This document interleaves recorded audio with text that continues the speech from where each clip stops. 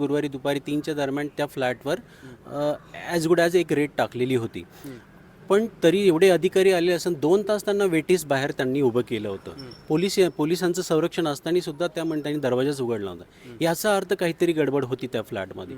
शेवटी मला ॲप्रिशिएट करावं लागेल की सारिका फुंदे मॅडमची, की ज्या पेशन्सली थांबल्या, एवढा वेळ त्यांनी दिला नाही, आपण या बघूनच जायचं काय काय नाही. शेवटी 4 प्रकारे फोन करून त्यांनी आतनं दरवाजा उघडला आणि ऑफिशियल्स आतमध्ये गेले आणि त्यांना चक्कर आली. त्यातल्या एका ऑफिशियलला चक्कर आली, बाहेरून त्यांनी उलटी केली. म्हणजे इतका विचित्र प्रकारचा वास त्या घरातून येत आहे.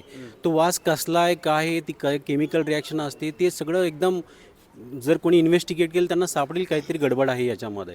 दुसरं सांगायचं की जेव्हा ते ऑफिसर आतमध्ये गेले त्यांना तो काउंट 350च्या वर आहे असं त्यांचं ऑब्झर्वेशन आहे. आमच्या शेजारी नवीन लोक राहायला आले आणि सुरुवातीला आमचे खूप चांगले संबंध होते, पण हळूहळू कॉरिडॉरमध्ये खूपच वास यायला लागला.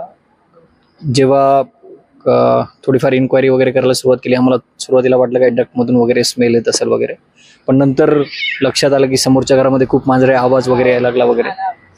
आणि त्याच्यामधून काही मेडकडून असं कळलं की समोरच्या घरामध्ये 51 मांजरं आहेत. तो 51 मांजरं आहेत म्हणल्यावर आम्हाला ॲक्च्युली हे शॉकिंग होतं.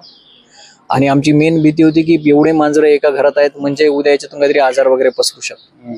आणि वरच्यावर वास हा वाढतच गेला, वरच्यावर सगळ्या गोष्टी वाढतच गेल्या. आणि आम्हाला हीच भीती की आज नाही कधी एवढे मांजरं एकत्र असल्यामुळे याच्यातून काही व्हायरल डिसीज वगैरे बाहेर आला तर त्याची किंमत लहान मुलांना मोजावं लागू शकते किंवा सिनियर लोक आहेत त्यांना पण त्रास होऊ शकतो. तर तो दिवस यायच्या आधी याच्यावर काहीतरी ऍक्शन होणं खूप आवश्यक आहे. फ्रँकली आम्ही या गोष्टीचा 5-5.5 वर्ष फॉलोअप घेतोय.